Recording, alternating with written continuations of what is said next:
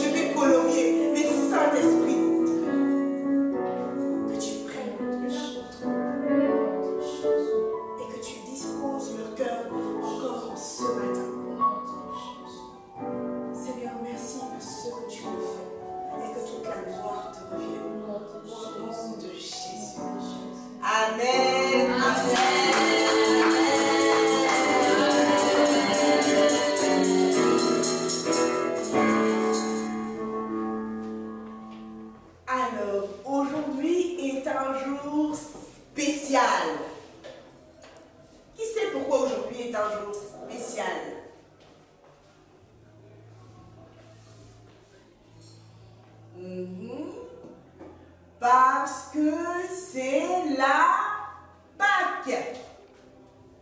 Nous célébrons la Pâque, nous rappelons de ce que Jésus a fait et du fait que Jésus est ressuscité.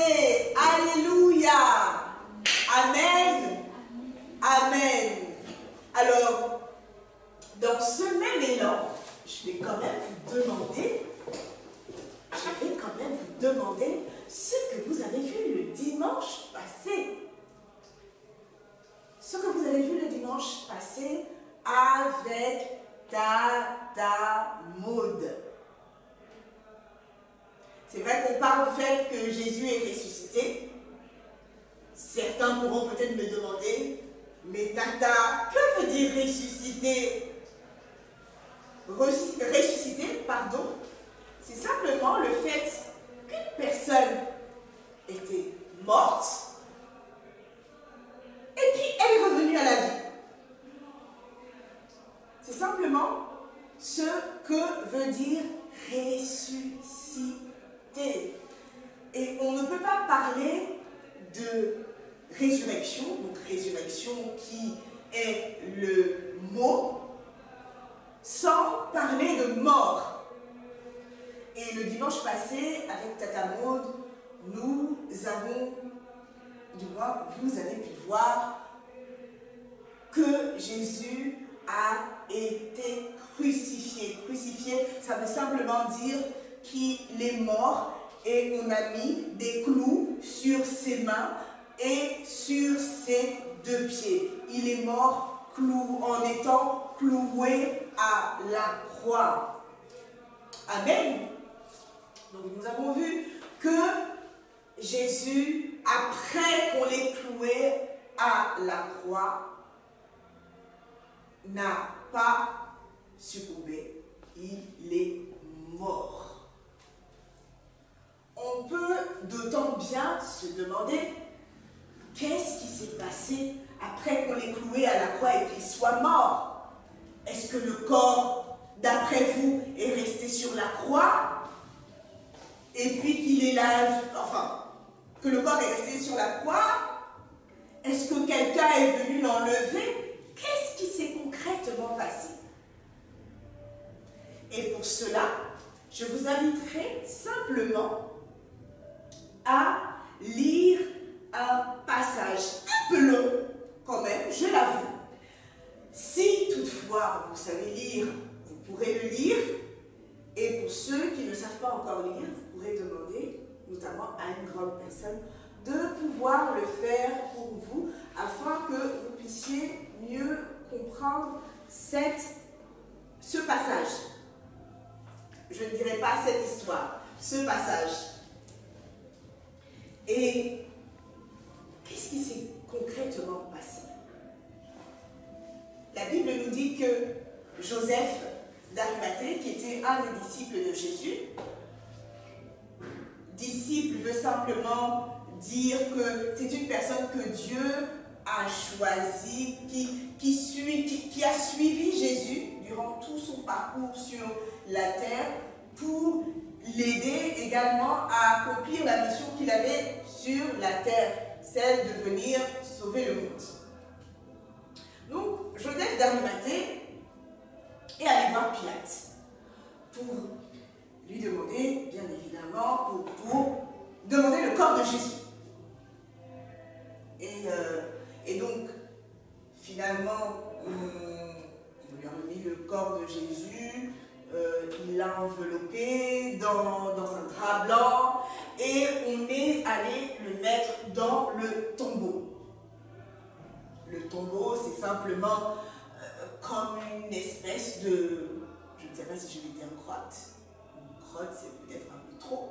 Mais en tout cas, c'est là où on met c'est là où on met une personne lorsqu'elle est morte. Il y en a qui savent ce que c'est une tombe, et peut-être que d'autres non. Mais en tout cas, c'est là où on met une personne lorsqu'elle est morte. Et ça ne s'est pas simplement limité à ça. Donc cet endroit-là a été fermé par une grosse pierre et les chefs religieux sont allés voir Pilate pour dire que Jésus, quand il était encore vivant, il avait dit qu'après le 3e jour, qu'il ressusciterait. Et donc, ils ont demandé à Pilate à ce que, voilà, qu'il puisse avoir des soldats, donc des gardes, pour garder le tombeau de Jésus, afin que les disciples ne viennent pas voler le corps de Jésus et après viennent mentir en disant que Jésus est ressuscité. Donc, il était question, voilà, que les soldats viennent garder le tombeau au moins jusqu'au 3e jour. Et donc, Pilate leur a dit comme quoi ils ont des gardes, que voilà, ils peuvent faire ce qu'ils veulent. Donc, ils ont mis les gardes pour être là, pour s'assurer que les disciples ne viennent pas prendre le corps de Jésus. Et qu'est-ce qui s'est passé? Qu'est-ce qui s'est passé? La Bible nous dit qu'un ange est apparu. un ange est apparu. Et les gardes qui étaient là, qui gardaient le tambour, ils ont commencé à trembler de peur. Ils n'avaient jamais vu une pareille chose. Ils ont commencé à trembler. Ils avaient peur de ce qu'ils étaient en train de voir. Et la Bible nous dit que l'ange en question est venu à parler aux femmes qui étaient là, qui étaient venues apporter des huiles parfumées, en d'autres termes des parfums, et pour le mettre sur le corps. L'ange leur a dit: soyez sans crainte, ce qui veut dire n'ayez pas peur. N'ayez pas peur. Celui que vous êtes venu chercher, Jésus, est ressuscité. Venez et voyez l'endroit où il était couché. Donc, il n'y avait absolument plus rien. Il n'y avait absolument plus rien. Ensuite, l'ange encourage ces femmes-là à aller dire aux disciples que Jésus est ressuscité. Et elles sont allées avec joie. Elles sont allées avec joie. Et cette parole s'adresse également à nous qui connaissons déjà Jésus. À nous qui connaissons Jésus, et nous devons dire autour de nous ce que Jésus a fait. Nous devons dire ce que Jésus a fait. Nous devons faire connaître la bonne nouvelle à nos parents, à nos amis, à nos frères, à nos sœurs, à nos cousins. Et nous devons leur dire que Jésus a payé pour leurs péchés et qu'il est vivant. Il est capable aujourd'hui de leur donner la vie éternelle. Il est capable de donner la vie éternelle. Donc ces femmes-là sont allées dire aux disciples que Jésus est ressuscité. En d'autres termes, Jésus était mort et 3 jours après, il est ressuscité. Il est revenu à la vie. Il est revenu à la vie.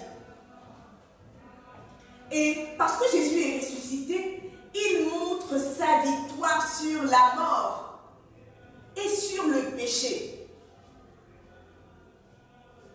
Parce que la Bible nous dit que le salaire du péché, c'est la mort. Mais lui, le fait qu'il soit mort et ensuite ressuscité, nous montre clairement que Jésus est plus fort que la mort, que Jésus est au-dessus de la mort. Et de la même façon, si Jésus est ton sauveur, il sera puissant pour t'aider à remporter la victoire sur la tentation du péché.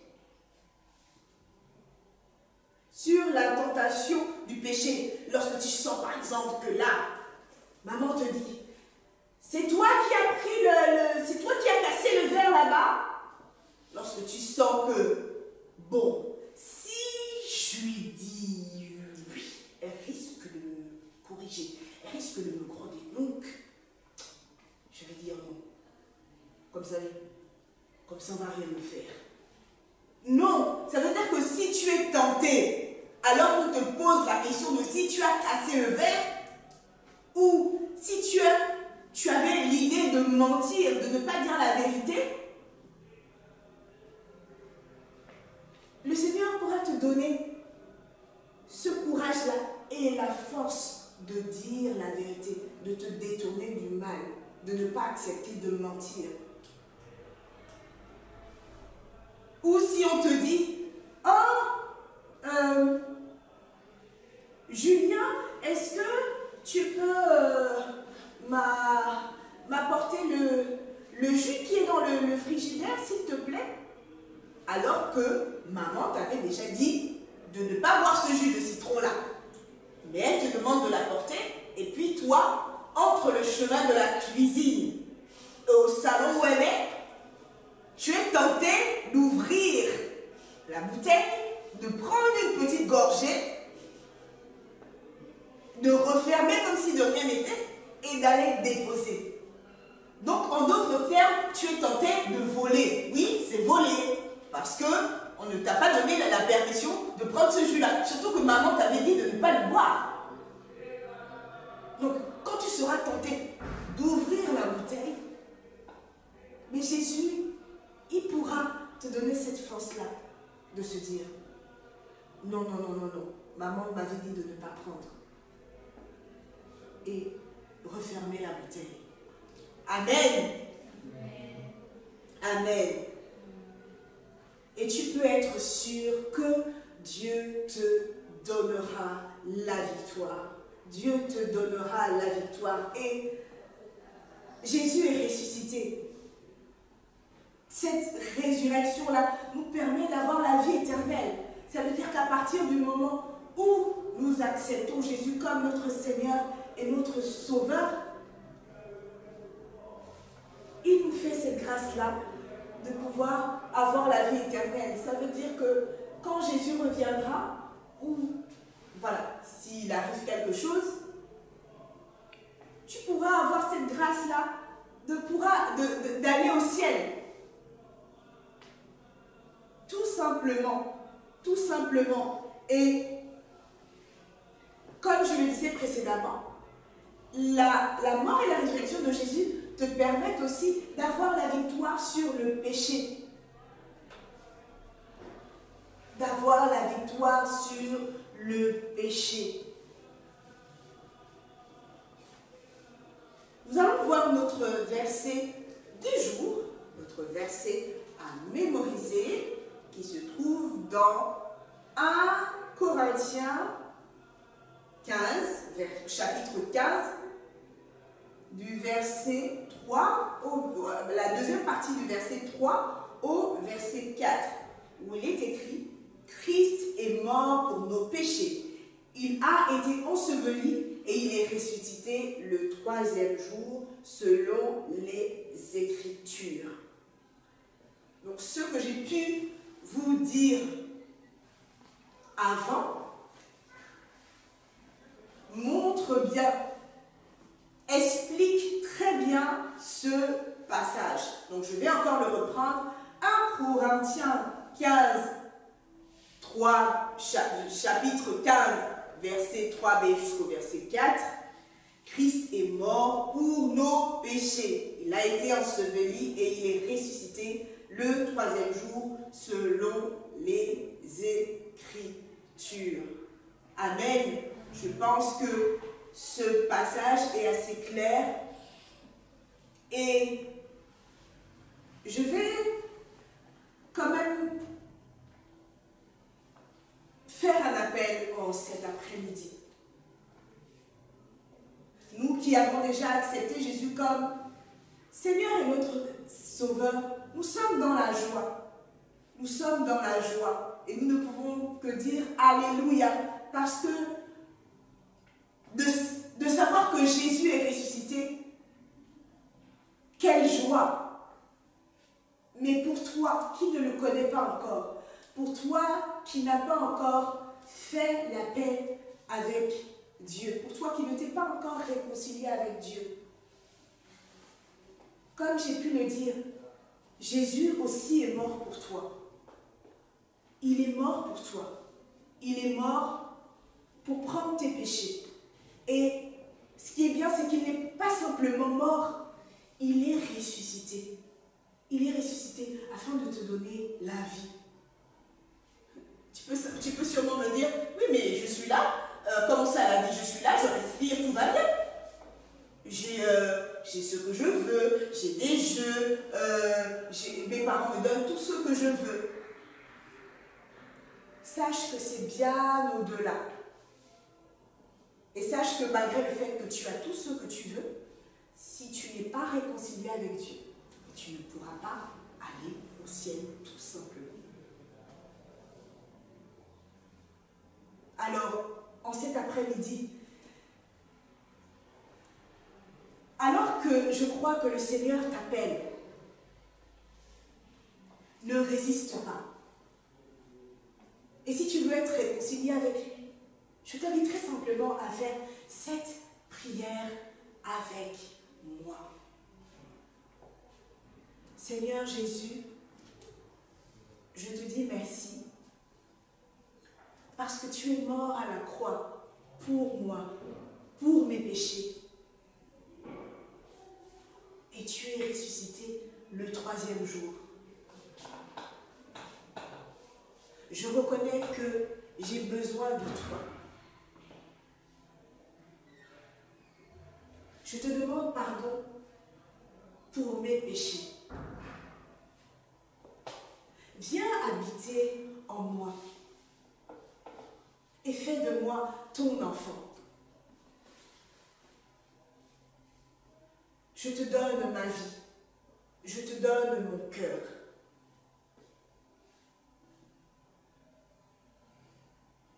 Et que toute la gloire te revienne dans ma vie.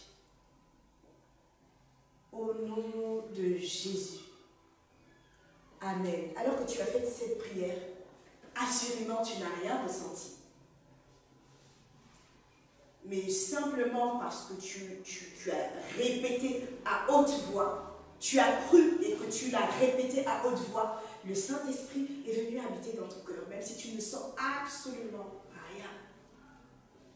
Et si tu as fait cette prière et que tu ne vas pas dans une église, je t'inviterai simplement à demander si tu as même de pouvoir écrire dans le chat, il n'y a pas de souci, mais je t'inviterai simplement à écrire en commentaire.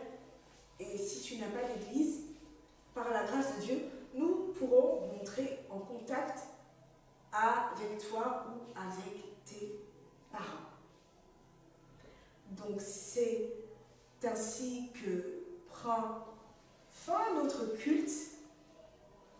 Donc je vous souhaite de passer une excellente semaine et n'oubliez pas que Jésus est mort pour nos péchés et il est ressuscité afin que nous ayons la vie éternelle. Amen. À la prochaine.